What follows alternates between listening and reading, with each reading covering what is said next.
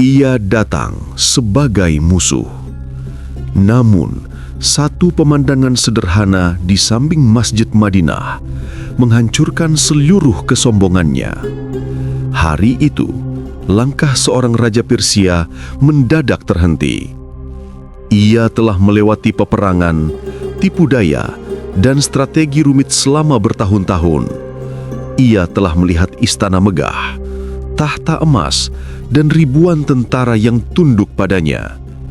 Namun ia tidak pernah melihat seorang penguasa dunia tidur di tanah, tanpa bantal, tanpa penjaga, tanpa dinding yang melindungi. Suatu ironi yang tak pernah ia bayangkan. Dan pada hari itu, kesombongan Persia mulai runtuh. Sebelum kita telusuri kisah agung ini, jangan lupa untuk menekan tombol subscribe, like, dan komentar agar semakin banyak orang mendapatkan manfaat dari kisah-kisah besar sejarah Islam yang agung ini. Namun perjalanan kisah ini tidak dimulai di Madinah. Kisahnya dimulai jauh di timur, di wilayah yang selama berabad-abad berdiri sebagai simbol kekuatan, ilmu dan ketangguhan, Persia. Di antara lembah-lembah dan bukit-bukit yang mengelilingi kota benteng Tustur, angin membawa suara derap langkah pasukan. Debu berterbangan, matahari memantulkan cahaya ke bilah-bilah pedang yang terhunus. Pasukan Islam berada di bawah kepemimpinan Ahnaf bin Qais, salah satu murid Umar bin Khattab, dan jenderal yang terkenal dengan kecerdasan serta keberaniannya. Di tengah ketegangan itulah, berdiri seseorang yang selama ini menjadi momok bagi pasukan Islam, Hormozan. Dalam riwayat sejarah, Hormozan digambarkan sebagai pemimpin Persia yang sangat cerdas, strategis, dan licik. Ia sering membuat perjanjian damai dengan kaum muslimin, namun berkali-kali mengingkarinya. Ia percaya bahwa pasukan Islam dapat ia tipu, sebagaimana ia menipu lawan-lawannya yang lain. Ia yakin bahwa ia mampu memainkan waktu, merancang siasat, dan memecah konsentrasi musuh. Hari itu, ia kembali berdiri di atas benteng Tustur, memegang busur dan panahnya. Dengan angkuh, sebagaimana disebut dalam riwayat, ia berkata bahwa kaum muslimin tidak akan mampu menangkapnya sebelum semua panahnya habis, dan bahwa setiap panahnya tak pernah meleset. Itulah puncak kesombongan Persia, percaya bahwa keahlian manusia dapat melawan takdir yang ditulis Allah. Namun, pasukan Islam tidak datang dengan kesombongan. Mereka datang dengan keteguhan. Mereka datang dengan keyakinan. Dan di balik keyakinan itu, ada Umar yang memimpin dari Madinah dengan kecermatan yang tak dapat dibeli dengan emas. Ahnaf bin Qais mengepung benteng Tustur dengan rapat. Jalur makanan diputus, air ditahan. Malam demi malam pasukan Persia kelelahan. Panah mereka tidak lagi sebanyak sebelumnya. Semangat mereka mulai runtuh. Dan ketika gerbang luar akhirnya ditembus dalam pertempuran sengit, Hormozan sadar bahwa kota itu tidak dapat dipertahankan lagi. Benteng Tustur runtuh bukan karena satu pukulan, tetapi karena tekanan yang terus-menerus dari pasukan Islam yang bersatu, disiplin, dan tak goyah. Benteng Tustur akhirnya runtuh. Para penjaga Persia tercerai-berai. Hormozan terdesak, tidak lagi memiliki ruang untuk melarikan diri. Kemegahan Persia yang pernah berdiri tegak di hadapannya kini retak oleh gelombang keyakinan pasukan Islam. Dalam keadaan terjepit, Hormozan akhirnya menyerah. Namun, ia tidak menyerah tanpa syarat. Sebagaimana disebutkan dalam sumber sejarah, ia berkata, ia hanya mau diadili oleh Umar bin Khattab, tidak oleh siapapun selain Umar. Sebuah permintaan aneh dari seorang yang terbiasa meremehkan lawannya. Namun mungkin itulah bukti bahwa ia tahu reputasi Umar. Adil, tidak mudah disuap dunia, keras pada kebatilan, lembut pada kebenaran. Pasukan Islam menerima syarat itu. Hormozan dibelenggu dan dibawa dalam rombongan panjang menuju pusat pemerintahan Islam, Madinah. Dalam perjalanan menuju Madinah, para sahabat memerintahkan Hormozan memakai pakaian kebesarannya. Sutra Persia yang bertabur benang emas, kain tebal yang memantulkan cahaya, dan mahkota permata yang masih menyimpan sisa kejayaan Persia. Bagi mereka, ini bukan penghormatan. Ini adalah pelajaran bagi penduduk Madinah bahwa Allah telah menundukkan pemimpin yang selama ini dianggap tak bisa disentuh. Iringan itu memasuki kota Yasrib, nama lama Madinah. Penduduk keluar dari rumah-rumah tanah mereka. Anak-anak berlari, orang tua menatap penuh penasaran. Madinah adalah kota yang sederhana. Tidak ada istana, tidak ada tahta, tidak ada gapura megah seperti di Persia.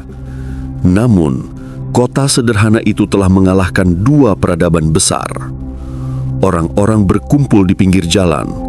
Mereka berkata, "Apakah ini musuh yang dulu menimbulkan kekacauan di timur? Apakah ini pemimpin Persia? Bagaimana rupanya?" Mereka melihat kain sutra itu berkibar tertiup angin. Mereka melihat mahkota permata memantulkan cahaya matahari Madinah. Sebuah pemandangan yang jarang mereka lihat, sebagaimana riwayat-riwayat menggambarkan kesederhanaan penduduk Madinah. Rombongan itu menuju rumah Umar. Namun rumah itu kosong. Pintunya terbuka, tetapi tidak ada siapapun di dalam. Seseorang berkata, "Khalifah sedang menuju masjid." Rombongan berjalan ke masjid, tetapi tidak melihat Umar. Lalu, beberapa anak kecil mendekat. Dengan polosnya, mereka menunjuk ke arah timur masjid dan berkata, "Umar tidur di samping masjid." Di sana, di tanah berpasir yang hangat, seorang lelaki sedang tidur. Tidak ada kasur, tidak ada bantal, tidak ada pelindung, tidak ada pedang di sampingnya, tidak ada pengawal yang menjaga. Hanya seorang lelaki dengan sorban lusuh sebagai alas kepala tertidur dengan damai. Itulah Umar bin Khattab, pemimpin umat Islam. Pemimpin yang mengalahkan Romawi. Pemimpin yang menaklukkan wilayah Persia. Pemimpin yang ditakuti musuh-musuhnya dan dicintai rakyatnya. Namun hari itu, Hormozan melihatnya tidur di tanah. Bukan di istana, bukan di singgasana, bukan di ruangan mewah, tetapi di emperan masjid. Dalam riwayat sejarah disebutkan bahwa ketika diberitahu bahwa lelaki yang tidur itu adalah Umar, Hormozan sangat terkejut. Ia bahkan mengatakan bahwa sifat-sifat Umar menyerupai para nabi, bukan sebagai penetapan syariat, melainkan sebagai ungkapan kekagumannya terhadap akhlak luar biasa yang ia saksikan. Perbedaannya begitu besar. Di Persia, seorang pemimpin dikelilingi puluhan penjaga. Di Madinah, pemimpin dunia tidur tanpa siapapun di sampingnya. Rombongan duduk menunggu, penduduk berkumpul, dan suasana itu sesederhana apapun bagi orang Madinah terasa luar biasa bagi seorang raja Persia. Ketika Umar bangun, Umar membuka matanya. Ia melihat kerumunan tepat di hadapannya. Ia melihat seseorang berpakaian gemerlap. Ia melihat dunia yang selama ini ia jauhi dipajang di depan matanya dalam bentuk pakaian sutra milik Hormozan. Dalam riwayat disebutkan bahwa Umar kemudian memuji Allah yang telah menundukkan pemimpin-pemimpin besar kepada Islam, sekaligus berlindung dari godaan dunia yang dapat menipu manusia manapun. Umar kemudian meminta agar semua pakaian mewah Hormozan dilepas. Ia tidak mau berbicara dengan seseorang dalam keadaan dipenuhi simbol kesombongan dunia. Setelah itu, barulah interogasi berlangsung. Umar bertanya tentang pengkhianatannya, Dan Hormozan memberikan jawaban yang jujur bahwa dulu Persia unggul ketika kaum muslimin masih jahiliyah. Tetapi sejak datangnya Islam, Allah menolong kaum muslimin dan memberikan persatuan kepada mereka, sedangkan Persia terpecah belah. Pengakuan itu adalah retakan kedua yang membuat dinding kesombongan Hormozan semakin rapuh. Lalu terjadi momen paling terkenal dalam kisah ini. Ketika Umar menuntut jawaban lebih lanjut, Hormozan mengaku takut dibunuh dan meminta air. Umar memerintahkan untuk memberinya. Namun ketika air diberikan, Hormozan berkata ia takut minum karena bisa saja dibunuh saat meneguk air. Umar berkata, sebagaimana riwayat menyebut, bahwa ia aman sampai ia minum. Dan pada saat itu, Hormozan menumpahkan air itu ke tanah. Para sahabat, Anas bin Malik dan yang lain menguatkan bahwa ucapan Umar dianggap jaminan keamanan meskipun Hormozan memutarbalikannya. Umar terdiam menyadari tipu daya itu. Namun karena ia adalah Umar, ia tidak menarik ucapannya. Keadilannya tidak berubah hanya karena musuh mencoba bermain kata. Dan pada saat itulah Hormozan memeluk Islam sebagaimana disebut dalam riwayat-riwayat sejarah. Masuk Islamnya bukan karena takut mati, bukan karena pedang, tetapi karena ia melihat akhlak seorang pemimpin yang tidak pernah ia lihat seumur hidupnya. Ia melihat pemimpin yang tidak gila kuasa, tidak gila harta, dan tidak gila dunia. Dan itu cukup untuk mematahkan sisa kesombongan Persia dalam dirinya. Akar masalah yang tersembunyi. Namun Umar tidak puas hanya pada satu kemenangan. Beliau memeriksa sebab-sebab Persia sering ingkar janji. Beliau bertanya kepada utusan-utusan yang datang bersama Hormozan, apakah kaum muslimin berbuat zolim kepada mereka? Mereka berkata, tidak. Tetapi masalah Persia lebih dalam dari itu. Ahnaf bin Qais kemudian menjelaskan bahwa selama Persia tetap berdiri sebagai kekaisaran berdaulat, mereka akan terus berusaha mengembalikan wilayah yang telah Allah berikan kepada kaum muslimin. Umar merenungkan kata-kata itu, dan dari renungan itulah arah sejarah berubah. Namun, ini baru permulaan. Kemenangan besar, kebijakan besar, dan keputusan yang akan mengguncangkan dunia masih menanti di depan. Ketika bayangan sore mulai memanjang di tanah Madinah dan ketika kerumunan perlahan bubar setelah menyaksikan momen yang tak pernah mereka sangka, Umar bin Khattab tetap berdiri tegak. Sorban yang tadi beliau jadikan bantal kini sudah dililitkan kembali di kepala. Debu-debu halus menempel di ujung pakaian beliau bercampur dengan cahaya matahari yang merayap perlahan turun ke ufuk. Namun, pikiran Umar tidak berada di masjid itu. Tidak berada pada kerumunan yang baru saja menyaksikan keadilan diterapkan, dan tidak pula pada Hormozan yang baru saja memeluk Islam. Pikirannya berada jauh di timur, melintasi gurun, lembah, dan kota-kota Persia yang selama ini menjadi sumber keresahan bagi umat Islam. Hari itu, setelah peristiwa yang mengguncangkan hati Hormozan, Umar memanggil para utusan yang datang bersama sang mantan panglima Persia. Mata Umar tajam membaca wajah-wajah mereka. Tidak ada ketakutan pada mereka, tetapi ada kehati-hatian karena mereka tahu setiap kata yang terucap dapat mengubah arah sejarah. Namun sebelum Umar berbicara, ia memandang kejauhan ke arah kota yang baru saja Allah anugerahi kejayaan.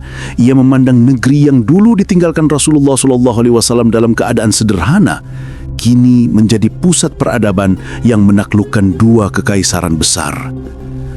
Ada keheningan sesaat, hening yang menandai keputusan besar akan diambil. Selama ini, Persia bukan sekedar musuh. Mereka adalah kekuatan yang memiliki sejarah panjang. Kekaisaran mereka berdiri kokoh selama ratusan tahun dengan struktur politik, militer, dan budaya yang sulit ditandingi. Namun sejak Islam datang, roda kekuasaan itu diguncang. Kemenangan-kemenangan kaum muslimin bukan hasil kehebatan manusia semata, bukan karena jumlah yang banyak, bukan karena perlengkapan yang lengkap, tetapi karena Allah menolong mereka sebagaimana pengakuan Hormozan sendiri. Namun, kendala tidak berhenti setelah kemenangan. Setiap kali Persia kalah, setiap kali mereka membuat perjanjian damai, mereka selalu mencari celah untuk kembali melawan. Selalu ada pasukan baru, selalu ada api kecil yang menjalar di antara rakyat mereka. Itu sebabnya Umar memanggil para utusan. Beliau ingin memastikan apakah ada ketidakadilan yang dilakukan oleh kaum muslimin. Sebab itulah yang paling Umar khawatirkan. Ia bertanya sebagaimana dicatat dalam riwayat. Apakah pasukan Islam menzolimi rakyat Persia? Apakah ada kesepakatan yang dilanggar pihak kaum muslimin? Apakah ada pejabat yang menipu atau menekan mereka hingga mereka melanggar janji? Utusan-utusan itu menjawab dengan tegas dan jujur. Tidak. Kaum muslimin tidak menzolimi mereka. Tidak ada perjanjian yang dilanggar. Tidak ada tekanan yang membuat mereka memberontak. Namun riwayat menggambarkan wajah Umar belum puas. Ada sesuatu yang lebih besar yang belum terjawab. Di saat itulah Ahnaf bin Qais melangkah maju.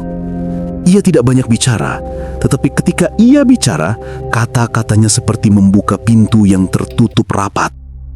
Ahnaf berkata bahwa masalahnya bukan pada kaum muslimin. Masalahnya bukan pada utusan. Masalahnya bukan pada pengkhianatan Hormozan semata. Masalahnya adalah Persia masih berdiri sebagai kekaisaran. Selama Persia masih memiliki raja, maka rakyat yang tinggal dalam wilayah yang dikuasai Islam akan selalu membalikan keadaan begitu mereka mendapat peluang. Mereka akan selalu melakukan perlawanan kecil. Mereka akan selalu merongrong di bawah tanah dalam bayang-bayang, dalam bisikan. Karena tidak mungkin ada dua kekuasaan besar yang hidup berdampingan di satu wilayah. Salah satunya harus runtuh. Kata-kata itu menggema di ruang batin Umar. Dan untuk pertama kalinya sejak menang melawan Romawi, Umar melihat bahwa peperangan belum selesai. Ini bukan lagi sekedar mempertahankan wilayah, ini tentang memastikan keamanan umat. Umar terdiam lama, merenungkan pandangan Ahnaf. Sebuah renungan yang dalam yang akan mengubah sejarah. Dan akhirnya, Umar berkata bahwa pandangan Ahnaf benar. Bahwa apa yang selama ini tidak dilihat oleh Umar, kini tampak jelas seperti matahari di tengah hari. Hari itu, keputusan besar lahir. Islam harus menuntaskan urusan dengan Persia. Namun, Umar bukan pemimpin yang tergesa-gesa. Beliau tidak mengambil pedang lalu berkata, "Serang!" Setiap langkah Umar adalah hasil renungan, istikharah, dan konsultasi. Tetapi arah sejarah sudah berubah.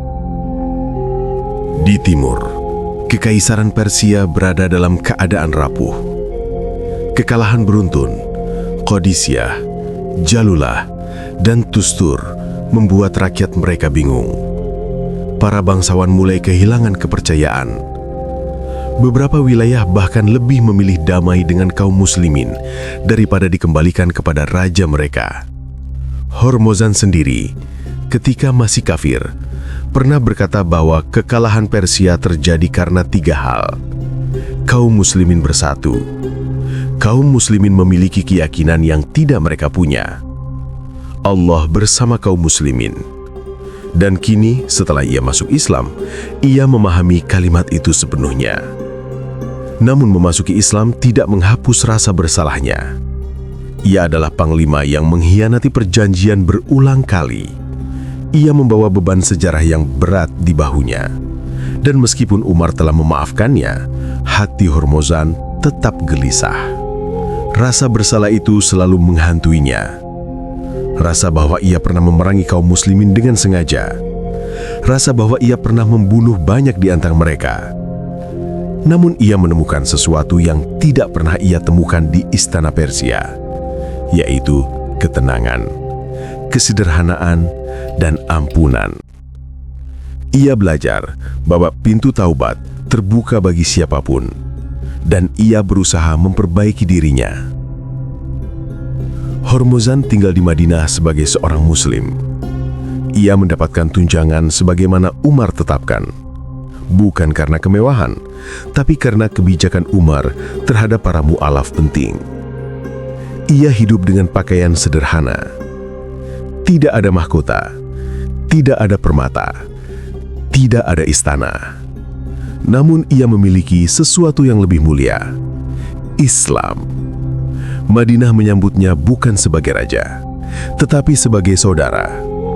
Ia melihat anak-anak hafal Quran lebih banyak daripada anak bangsawan Persia hafal syair. Ia melihat para sahabat saling menolong tanpa mengharap balasan. Ia melihat pasar kecil Madinah lebih bersih dari kecurangan dibanding pasar-pasar besar Persia. Semua itu mengajarkannya bahwa kekuatan bukan pada kemewahan, tetapi pada ketakwaan. Sementara itu, Umar mulai membentuk strategi besar. Beliau tidak hanya memikirkan pasukan, beliau memikirkan logistik, pembagian wilayah, keadilan setelah penaklukan, dan keamanan jangka panjang. Pasukan dikirim ke berbagai titik Persia untuk menetralkan ancaman. Beberapa wilayah menerima Islam tanpa perlawanan, beberapa lainnya melawan. Namun roda sejarah tidak dapat dihentikan. Keputusan Umar berdasarkan pendapat Ahnaf bukan hanya keputusan politik. Itu adalah keputusan strategis yang akan menentukan nasib generasi setelahnya. Di masa itu, Persia adalah kekuatan yang terbiasa menang. Namun setelah kekalahan demi kekalahan, moral mereka jatuh. Di tengah kondisi itu, pasukan Islam yang dipimpin para jenderal seperti Sa'ad bin Abi Waqqas dan Ahnaf bin Qais menjadi seperti gelombang tenang yang menghantam pantai rapuh tanpa henti. Namun keputusan Umar bukan hanya tentang ekspansi. Umar bukan pemimpin yang mengejar wilayah. Tujuan beliau hanya satu, keamanan umat Islam. Selama Persia berdiri, mereka akan selalu merongrong. Dan jika mereka bersatu kembali, umat Islam akan kembali diganggu. Keputusan Umar menjaga umat lebih besar dari sekedar penaklukan wilayah. Itu adalah menjaga Islam, menjaga nilai-nilai yang telah dibangun Rasulullah dan para sahabat sejak masa perjuangan di Mekah. Beberapa bulan setelah peristiwa pengadilan Hormozan, kabar datang dari timur. Yazdajird, Raja Persia, kembali berusaha mengumpulkan pasukan untuk memerangi kaum muslimin. Ini bukan kabar yang mengejutkan bagi Umar. Ini justru membuktikan kebenaran kata-kata Ahnaf.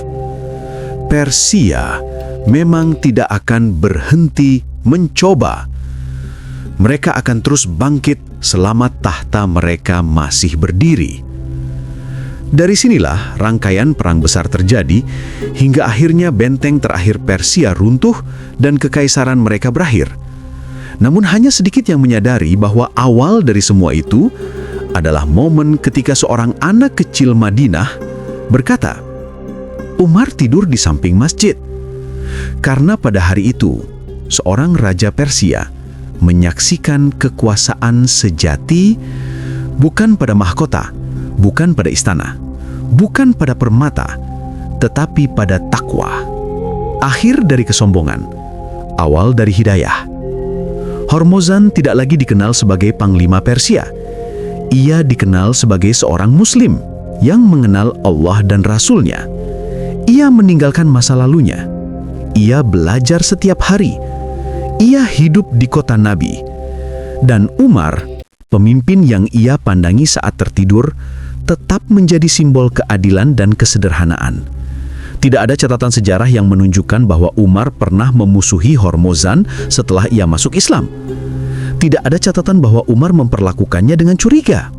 Umar hanya menegakkan hukum sebelum dan sesudah ia masuk Islam dengan keadilan yang sama. Dan dari sinilah kita belajar. Kezuhudan lebih kuat dari kekaisaran. Keadilan lebih tajam dari pedang. Ketakwaan lebih agung dari mahkota. Kekaisaran Persia runtuh bukan karena pasukan besar, tetapi karena pemimpin mereka melihat sendiri bahwa dunia tidak memiliki nilai apapun di hadapan seorang pemimpin yang benar-benar takut kepada Allah. Dan di Madinah itulah kisah besar ini menemukan maknanya. Sebuah mahkota jatuh, sebuah hati tunduk, dan sejarah berubah untuk selamanya.